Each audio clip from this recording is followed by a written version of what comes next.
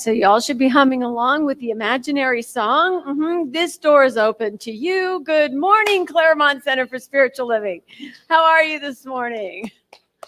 Those of you here and those of you online probably have realized we had a little technical difficulty today, and we hate to exclude anybody, so we waited until our online friends could join us. So welcome and good morning, and I'm very happy to see all of you. Excuse me. My voice is a little hoarse because last night I had an opportunity to go hear Michael Gott and Ricky Byers in concert. Now, you know, it's been 3 years since we've sung as a group. And so there we all were, and most of us in our masks singing to Release and I Let Go. And, you know, there was a whole lot of hoopla going on. Apparently, I sang a little loudly. So hopefully you'll be able to hear me today, and it will last all the way through the entire talk without too much dramatic crackling. But let's get started today. I want to let you know that our practitioner today is Sarah Redmond. And Sarah will do our opening prayer and a reading for us to get us started. And for those of you that have not yet spoken with a practitioner for a little support or truth-telling or truth-knowing for you, I highly encourage you to tap Sarah on the shoulder after service and let her speak her word for you.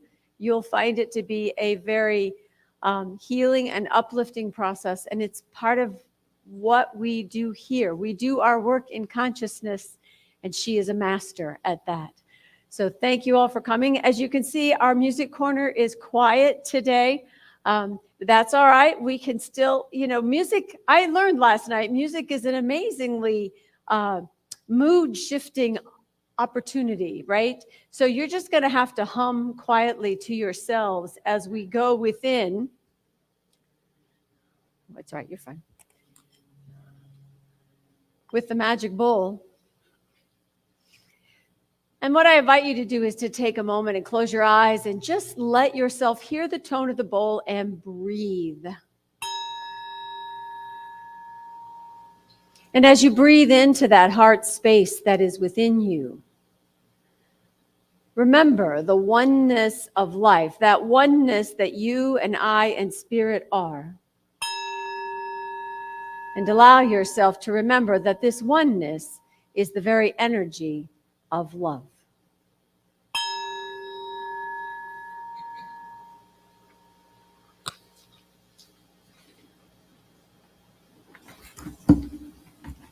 Good morning. Let's relax. Take a deep cleansing breath. I know there's only one life, and that life is God's life.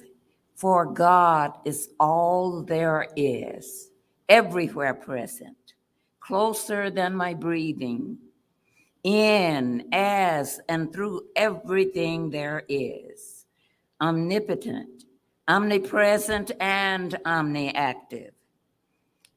I have complete faith in God, and I'm inspired by divine intelligence. The creator of the universe will never fail, for peace fills my heart, and God in me, as me, is the only power. I therefore willingly and joyfully accept all that the kingdom has to offer. My life is full with the bounty from God, and with a grateful heart, I release these words to be acted upon by divine law, and I let it be so, and so it is. My reading today is from one of the volumes of Science of Mind magazine. In fact, it's the October 2006 volume. And it was written by Dr. Ernest Holmes and Raymond Charles Barker. And usually, Dr. Holmes will put a quote at the beginning of the reading. but he didn't want to quote himself, so he just didn't do it this one time. The title is Today I Live in Abundance. I live in a universe that is God created and God sustained, and I shall never lack any good thing. The intelligence that brought forth this universe is the intelligence of my mind today. The lavishness of nature is proof to me that my own personal life can be filled with an abundance beyond the limits of my present belief. I now accept this lavish good which God is pouring into my world by means of my consciousness. I destroy every fear of lack and limitation. And I know that God in me has already given to me more than I shall ever be able to use. I am fully receptive to the good which my Father has planned for me. I accept it in every form, whether money, friends, gifts, or opportunities. I seek the prosperous ways of life, for I know that I am God ordained to experience their good. His power is my power, and his love is mine to distribute in my world. My riches are of the mind and spirit, and they dominate for me all that I need or shall ever want. I refute all belief that I cannot afford the best. His desire for me is my everlasting good. I accept prosperity. I accept money as God in action. I accept myself as prosperity. The summary of this reading is, I saturate my mind with God's prosperous ideas, and I give them full authority in my thinking to act through me. I know that I subjectively accept them, and that the law of mind has already moved into action, and their acceptance is immediate. Today, I live in abundance, for God supports me in every way. I appreciate the action of prosperity in all my affairs. Namaste. You're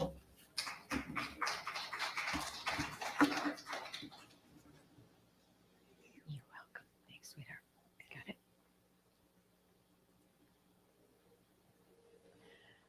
Okay. So let us start by lighting our candle.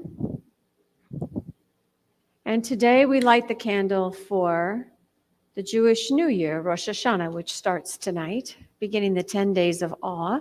So Lashana Tova, have a good year.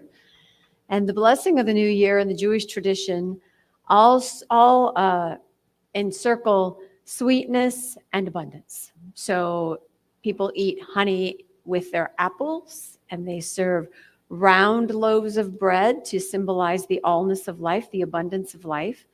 And it is a holiday that stretches over 10 days of reflection. They're called the Days of Awe.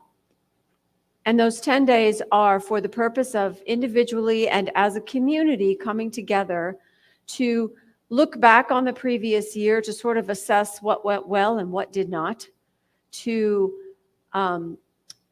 join together in prayer and song and community, asking for forgiveness for where we fell short, and then committing to living a better life next year.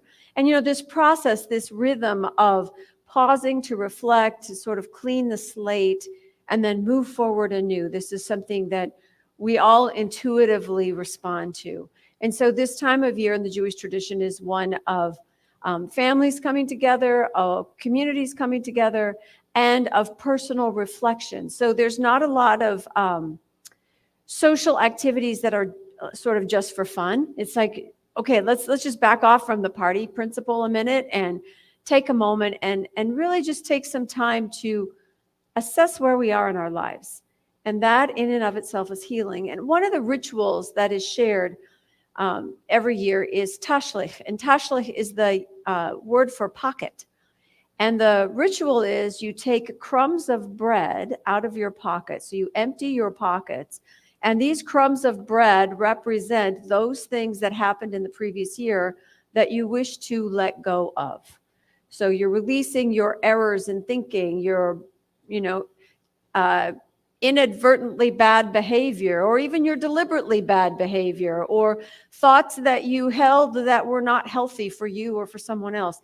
And you infuse those crumbs with those things that you remember, and you cast them into a body of water. And water is always life. And so this casting away of a body of water into a river, a stream, the ocean, is to carry away that which doesn't serve us, that which holds us back, that which restricts our spiritual ability to thrive in a human world. And that allows us then to recommit to a life of the next year and an intention to live better, to grow more, to transform. And so it's appropriate today that we are talking about our last few points on our monthly theme of the power of new thought. This month, we've talked about how we see the idea of God differently than most traditional religions, how we see ourself in cosmology. In other words, how do we fit in with this spiritual idea of God and how we are in the universe and who we are. We've talked about the creative power of our thought and our word and the law that allows life to be co-created by us that we can use. We talked last week about how stories from any sacred tradition, when heard and told metaphysically, in other words, as a metaphor or a symbol for life, always come back to our own spiritual growth and development. That this is what we teach in New Thought. And today what we're looking at are two basic tenets of our philosophy. One is that we are a healing teaching. We are all about healing. And we are teachers of prosperity, which has been somewhat misunderstood in our history. And hopefully it will be a little bit clearer today as to what it is we actually teach and what it is we really mean. So when we talk about New Thought, I like what Ernest Holmes says about this power that we have. He says, no greater good can come to you than to know that the power already within you is the power to live, the power to create. Not only to create for yourselves, but for others. The power to do good, the power to heal, the power to prosper. And that's what we're talking about, healing and prospering today. Now, the roots of the New Thought movement center around Phineas Parkhurst Quimby, who lived in the first half of the 1800s. And that was a time when mesmerism was big. In other words, sort of the origins of hypnotism and this idea that if you could put the mind into a certain state, you could actually affect the body and people's behavior. And you've all been to state fairs where they hypnotize you and then you cluck like a chicken and dance the Charleston and whatever else you don't know how to do, but you do it because you're hypnotized, right? You've all seen this, yes? No? Has anybody been up there? Maybe when you were 7? No? Okay, fine. I guess I'm the only one. Anyway, what he did was he said, I see this mesmerism working on people, but I don't think people have to be in a trance. I don't think we have to do anything to the subject, so to speak, in order for the mind to influence the body or in order for the mind to influence behavior. The power of the mind is the power of the mind. Now, Quimby was not spiritual in his background. He was an inventor. He was a watchmaker. And he invented, there's actually a patent on file for a chainsaw. So he was a little bit ahead of his time. But he he really was looking at this in terms of practicality. People get sick probably because they don't know how to think right, and they don't realize that the way they're thinking is making themselves sick. So he did a lot for psychosomatic medicine, right? And it's not that there isn't a connection between mind and body. We know there is, right? The person who is always angry probably has high blood pressure. Yes?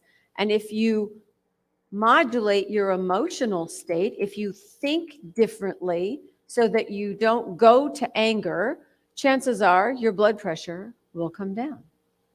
So we know there is a mind-body connection. We've seen that. There have been studies on it.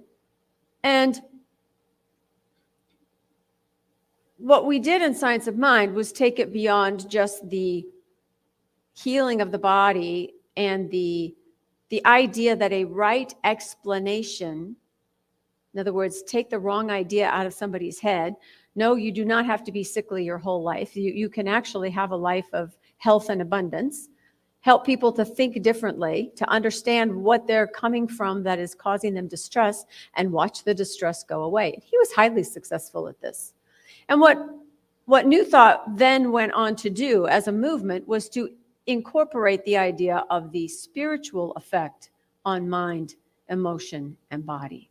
So we added this element that when you have a spiritual center, a foundation of a greater truth, then the power of the mind is channeled into ways that not only affect your health, but can affect the body of your affairs, the circumstances you find yourself in, and also continue to allow us to create and control the way in which we live our lives, the way in which life comes to us, and the way in which we step out into life. They did this great study. I was looking at basic ideas of Science of Mind and a book by Eric Butterworth called The Creative Life. And they're talking about this great study that was done. There were 300 college students. And what they did is they had three groups of 100, and they tested them on their ability to play basketball. Okay, so everybody got a score. Each group got their score. And then what they did is the first group, they said, okay, so for the next 6 months, you're going to come in an hour a day, every day, and practice your shooting.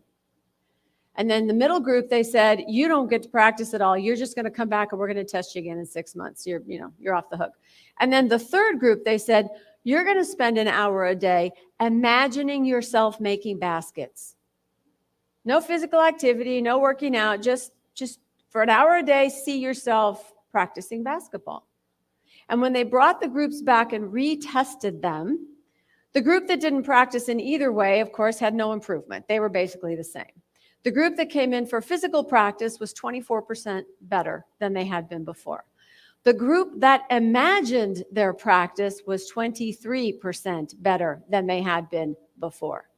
And what we were talking about there is our imagination, our neurological system really doesn't know the difference between what spins around in our head as an idea and what we actually do.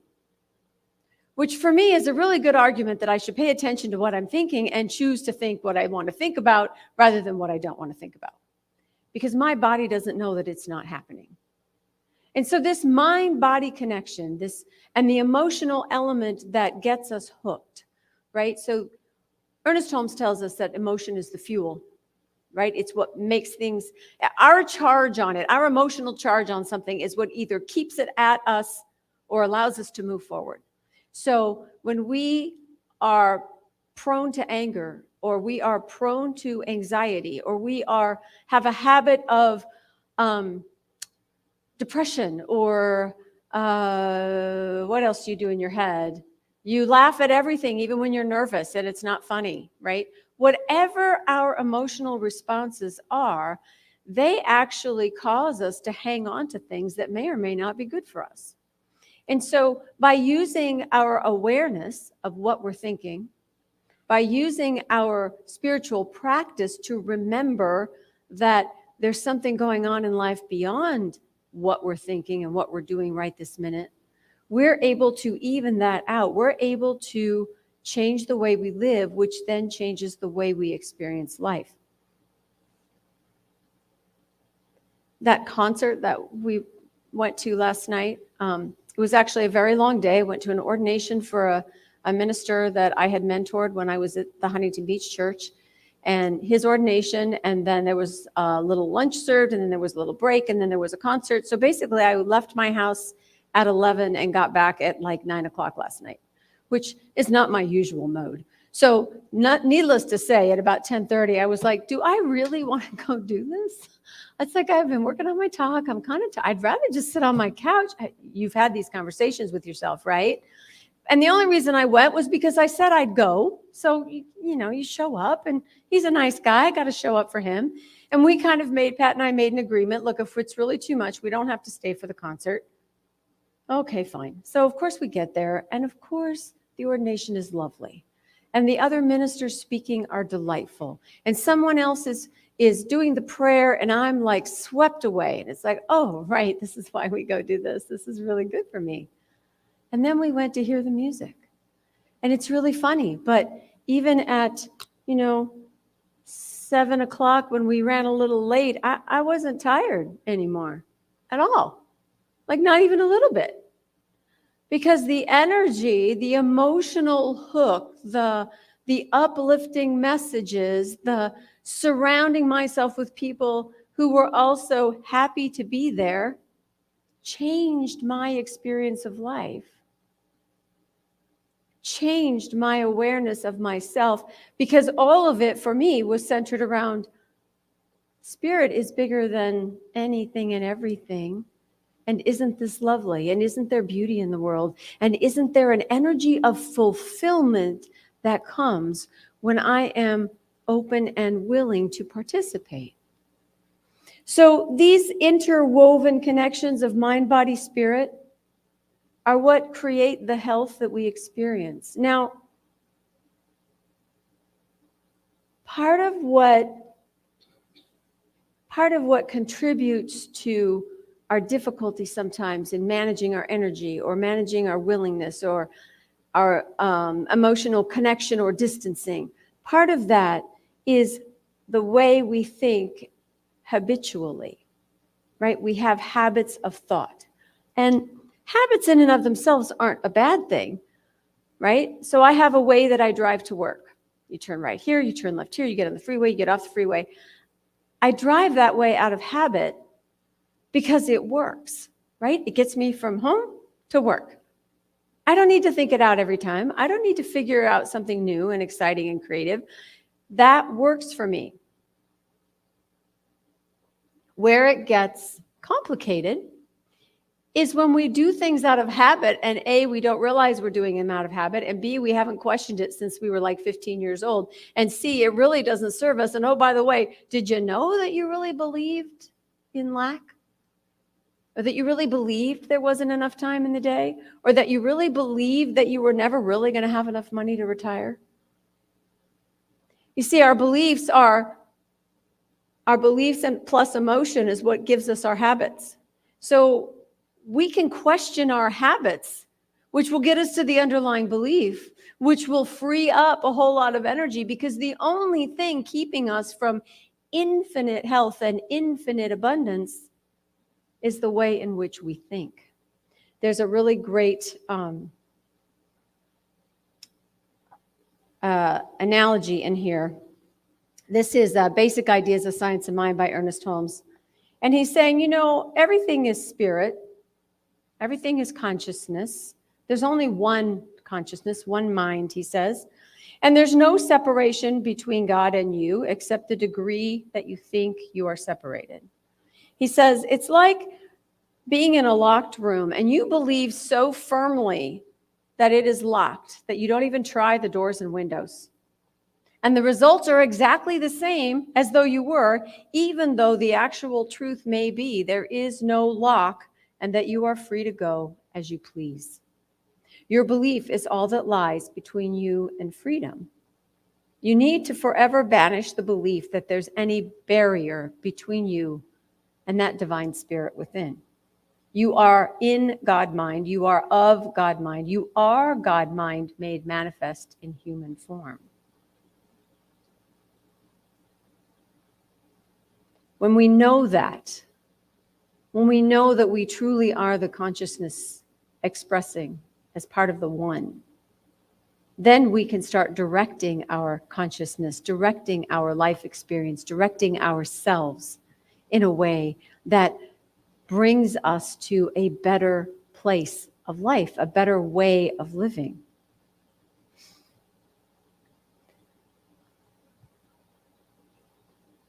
This whole process of the Jewish tradition of Tashlich and this these days of reflection and coming together in community for prayer, it's all about examining what happened the previous year. You know, what have I done? What have I said? What was I feeling?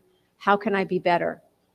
You know, and it's, if you've ever been to a service for New Year, there's the blowing of the ram's horn. The shofar is blown, and it's a very specific pattern that says, "Wake up, wake up! Hey, sound the alarm! You know, you're sleepwalking through your life. Wake up and turn again, return and turn again to the spiritual truth of life.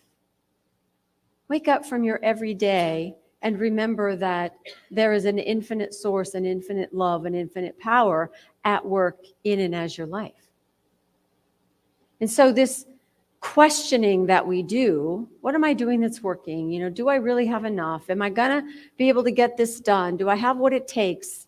All of that questioning actually is a process of revealing wholeness, which is the definition of healing. Healing is the revelation of what is whole, the return to what is whole. And so we question what we've done or how we think or whether or not that was the impact we intended, and maybe it was a little too negative. We wrestle with all of that. But what we're really doing is saying, you know what? That's me too, even though it feels negative. And I persist in practicing my awareness of a greater truth so that I continually rise up, so that in doing so, I continually raise those around me. The whole package, all of me, the smart mouth and the inspirational speaking all come from the same source. What makes the difference? My personality, your personality. We are individuations. We are individual expressions. In other words, same light shines through us all, and it's refracted by who we are, how we think, what has shaped us, what we feel, what our intentions are, how clear or not clear our vision is. That is what determines what we say, what we do, how we behave.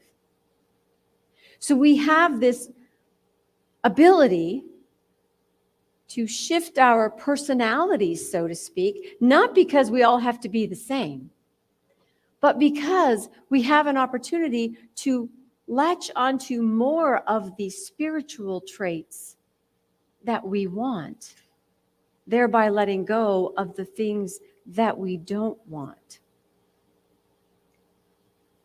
When we're talking about healing, Ernest Holmes is very clear. We don't tell somebody that they're not really sick. We don't say you don't really have pain. You know, it's all good. It's all God. You're fine. You'll be fine. It's all going to work out for the best, right? This is not comforting. It's not helpful. And it's not really the whole truth either. What he says is your body is a reflection of life, the way you're living it. It doesn't mean that you have bad thinking, but what it does do is it calls you to remember consistently the greater aspects of life. Even if you are uncomfortable on a given day, that doesn't mean there isn't peace in the world. It doesn't mean that there isn't love. It doesn't mean that healing isn't taking place. You know, if you cut your skin, you have a cut, the body's going to heal that, right? It's going to heal that. Now, the doctor may do everything to make it amenable to healing, keep it clean, maybe stitch it up a little bit, whatever. But doctors don't make skin, right? They don't close cuts. They don't make the bone grow back together. The body does that. What we do in our minds and in our skill sets and in our studies is we do everything we can to make way and let healing happen, so that there isn't anything we're doing to slow down the process, that we don't believe the door is locked when it really isn't. That we allow life to move through us and to be its best in us, as us. And that includes our health. So we have an ability to imprint our physical selves with our spiritual truth. So Ernest Holmes quotes, when he's talking about illness, he quotes the scientific discovery of the day, so to speak, that all of our cells are constantly renewing. What is it, like every 7 years, every cell in your body is new from what it was 7 years ago? It's an ongoing process. And he says, as you impress upon your inner knowing that life is good, that there is beauty, that peace is true, that love is healing, when we spend time in that, all of those new cells are taking on your new message, and you are that much closer to recovery. So that you have this ongoing ability to create your body, to create your mind, to create your emotions, and to heal or recover, uncover your wholeness. Now, what's really important about this is that in Science of Mind, we teach and know that death is part of the life cycle. So healing does not always mean a complete cure. It does not mean a complete disappearance. It might, it can. But healing happens in many ways at every stage of life, even towards the end of our human experience, at least the way our consciousness works right now.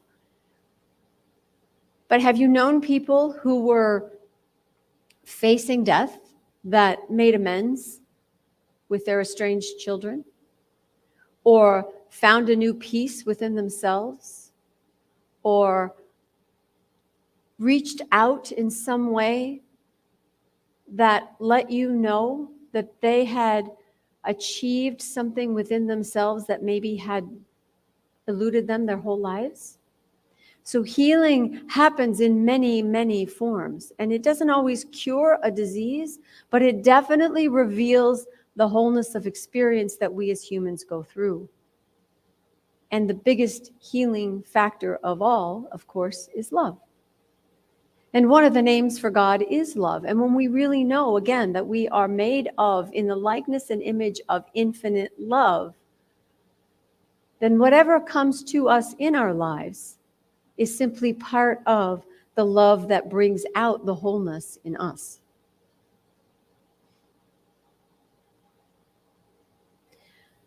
Now, while we're here in human form, the whole idea of being part of this one mind, this one consciousness, this doors are all open, even though we might think we're closed in. This is our abundance mentality. This is our understanding that the source of all life is infinite. That source is within us. We have infinite resources, infinite energy, infinite number of ways in which positive possibility can make its way through us, to us, as us. And so the word prosperity is usually synonymous with abundance, right? And most of us, we think abundance, we think, money. That's a good one. But it's not all it is, right? The word to prosper means an advance in any good thing. An advance in any good thing. It's not just money, it's any good thing. It also means to cause to be happy, to thrive and be successful. And it also means to be agreeable to one's wishes, according to expectation, according to one's hope. And that coincides directly with Ernest Holmes' philosophy, because he tells us that we are to live life with a joyous expectation of good. That the hope that we have is not a hope like a wish for something we don't have, but an expectation that as things work together, they all work together for good. Not just for me, but for everyone. That the highest and best for me does not take away from anyone else. That the highest and best for us as a community does not take away from the world. It is an inclusive philosophy, this prosperity, this abundance thinking. And what it brings us is infinite ways in which we can prosper. We prosper when we remember the greater truth of life, the spiritual attributes of life and love and wisdom and peace, and we apply them to our own lives. And Holmes was very clear that the purpose of science of mind is to give us tools to apply our thinking practically to our living so that we might live cohesively in an integrated way.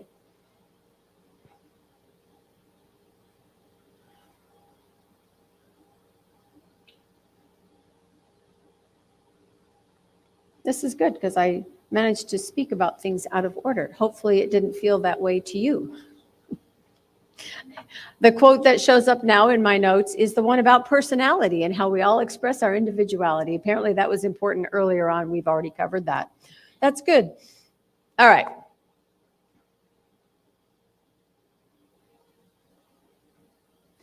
What is it that you yourself see as abundance? I know for me growing up, time always felt like I didn't have enough time. And so as I became an adult and was able to control my own schedule, my idea of abundant life was that I had a gift card for a bookstore and a free day with nothing to do. That was my idea of a good time. What about you? What is your abundance? Anybody? What makes you feel abundant? Health? Yes. And he actually says in these basic ideas with, if you don't have your health, it changes every other experience in your life, the condition of your health. And it's not that you cannot have an abundant life with compromised health, but it does mean that your ability to stay balanced between body, mind, and spirit is more challenging in some ways, right? What else is abundance to you? Sorry? Quiet? Quiet. Having peace. Outer peace, inner peace, all the peace. Peace anywhere, everywhere. Yeah. Anything else? Families is abundance. Having your family around. Joy. Sorry. Try not to wave my arms. Joy. Yes. Good interactions with many different people throughout the day. So that connection, that visible connection with others, right? So an abundance of, so not just barely enough, not like I don't have it and I really want it. It's more of appreciating each of those elements as they show up, and blessing them. In other words, being grateful for them so that you might have more. Because remember, we get more of what we think about.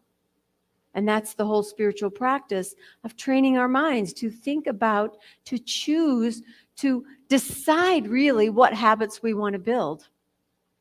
And to choose to let go of the things that no longer serve us, sometimes by consciously saying, I'm letting these go, but more often than not, by replacing them with something more positive.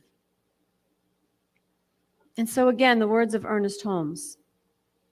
When the sunshine of love and confidence fills your whole being, the darkness of the negatives seems to disappear. At the feeling level is what decides our conduct. So whatever you are at heart, the heart is seen as the center of our feeling. The heart is the symbol of deepest emotion. So whatever you are at heart, whether you recognize it or not, is the key to who you really are. So reconstruction has to begin in your heart, your feeling nature. This is why a cleansing of negative past habits, whether they're physical or mental or emotional, all of them, or in your affairs, the cleansing is necessary because there needs to be a re-education of your educational responses, right? Of your emotional responses. The idea, again, that if anger sends your blood pressure up, can you learn to think about whatever it is that makes you angry in a different way? Can you find a new way to approach a situation or a person, or to remove yourself from something that is toxic to you? All of this just takes awareness and practice. And what we're saying in Science of Mind is that is all possible because the truth of you are all of those attributes of spirit, the love, the peace, the wisdom. He says you cannot be healthy if you harbor enemies of wholeness, which are resentment, fear, self-centeredness, and feelings of guilt. Psychologists and physicians say these are the four great enemies of human personality. To banish them, you do not join your attention to them. Instead, you emphasize their opposites: love, faith, unselfishness, and compassion.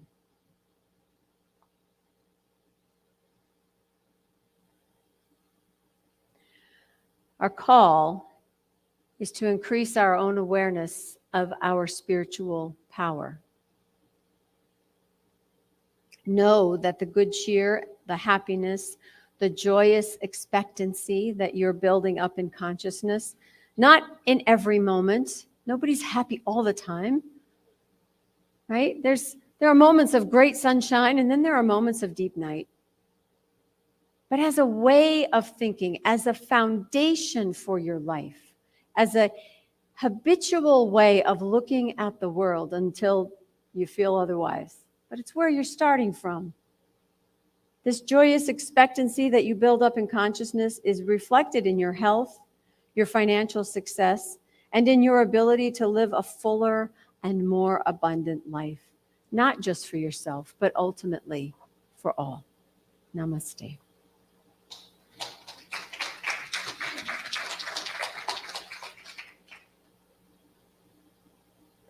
So let's take a moment in prayer, shall we? There is one life, and that life is God. That life is good, and that life is my life now.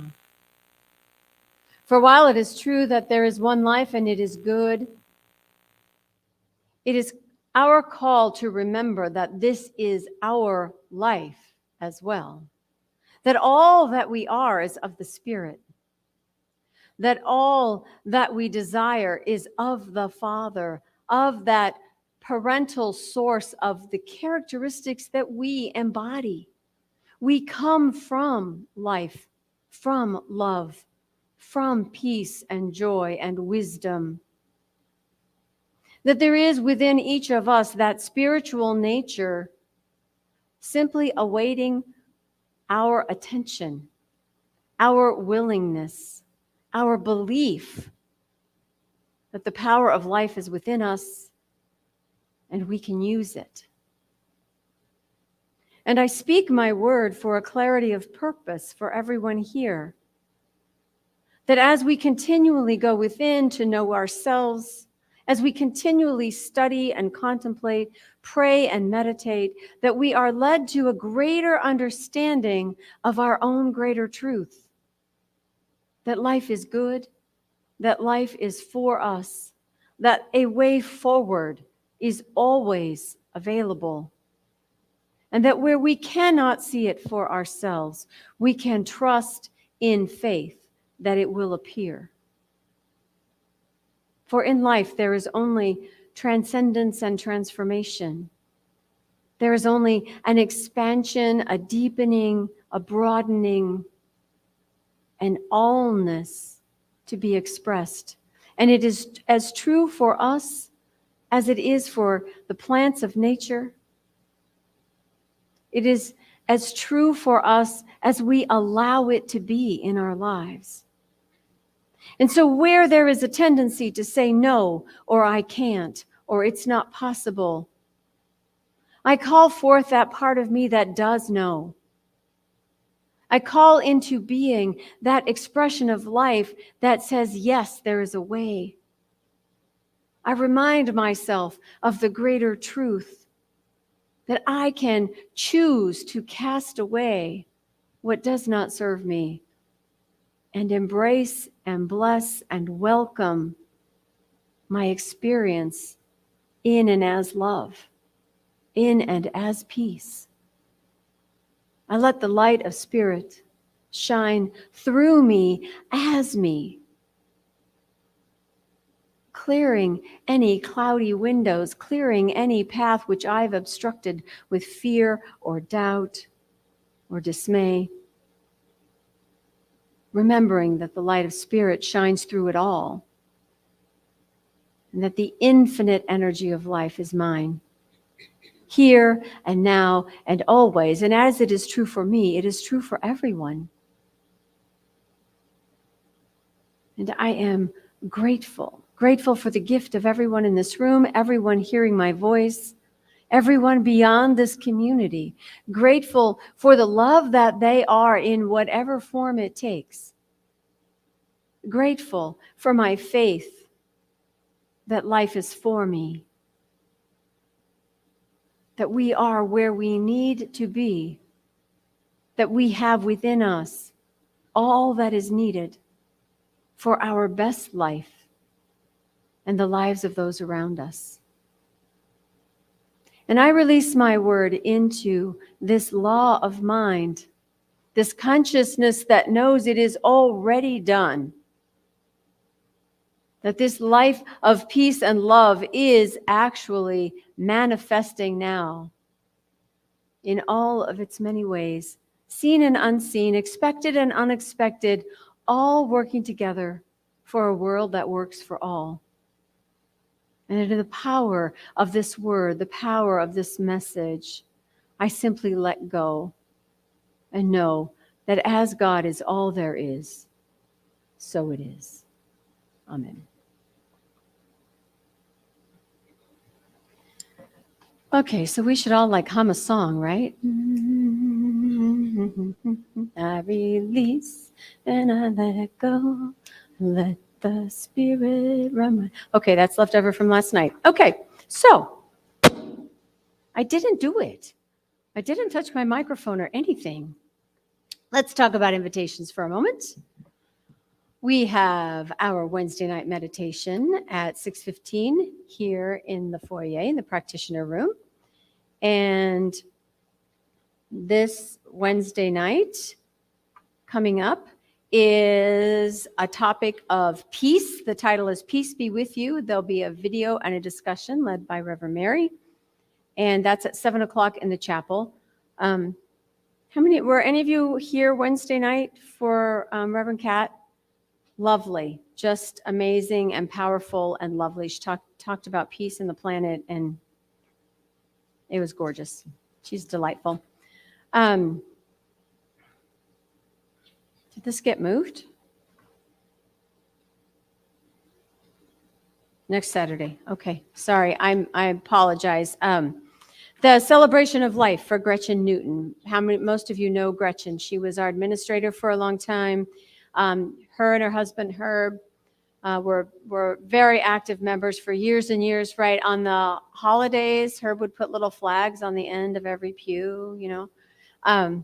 Just people who lived their spiritual truth every minute of every day in great joy. So she made her transition a couple of weeks ago. There's an open house at her house on the 1st, which is next Saturday, between 11 and 2:30. It's not a service. It's just to come as you can, drop by, speak with the family. There'll be refreshments there and an opportunity to remember her and to share stories and just to honor her. So there are flyers in the foyer that if you'd like the information, you can take that with you. The address is on there. And if you have questions, please let me know. We'll figure that out for you. Our spiritual circles have started. How many of you a couple of you are in? I know Mickey is. Yeah. Those started this last week. So that's a 6-week process of doing prayer support for other people in the community. And so far, so good. Yes.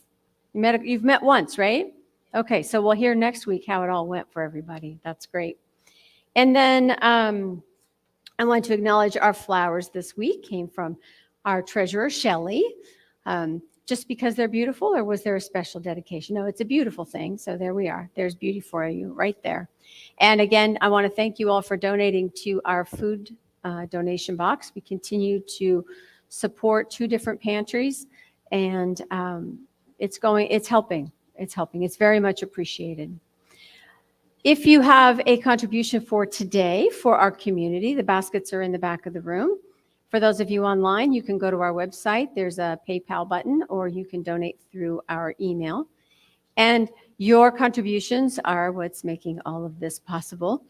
And I want to let you know that your board will be reporting in the next week or so, next few weeks, where we are in our landscaping process, where we are on our library roof, ceiling process. I do want you to know that the roof repairs that we did last month after our water damage did not leak when it rained a couple weeks ago.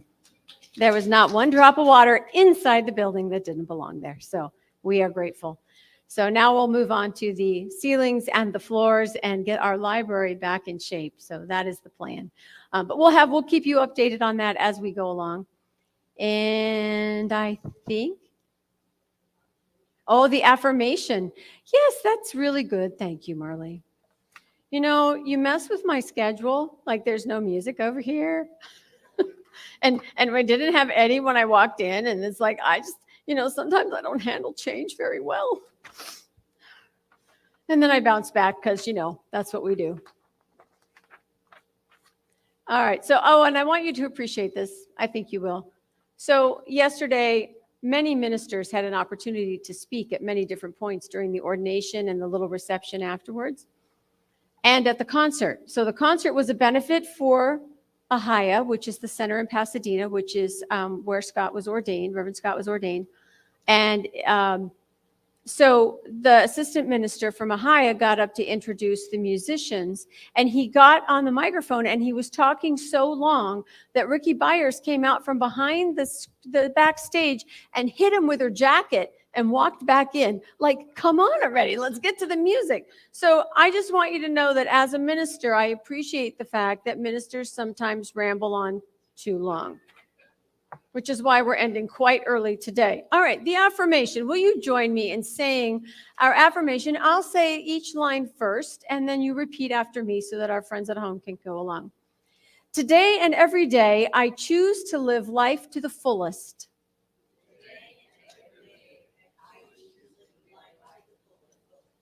Always within me, there is the presence and the power, the life of spirit.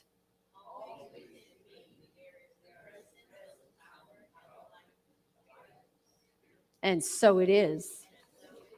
All right, my friends, do we have a closing song that will play? We have no music today. Oh, and yes, Mickey. We want to do our prosperity affirmation. Okay, let's just keep going here. We have another affirmation, and that is the awareness that as we give, we receive, that our prosperity depends on us being an inlet and an outlet for all of the good of life. So if you will say with me, divine love through me blesses and multiplies all that I am, all that I give, and all that I receive. I am prosperous now. Okay, is there anything else we didn't do yet? In any order? All right, well, good. So I would say we would sing, but our music is non-existent today. So I'm going to invite you to stand up, make your little circle, say hi to everybody, see the love in the sanctuary, and then I'll see you out front. Thank you.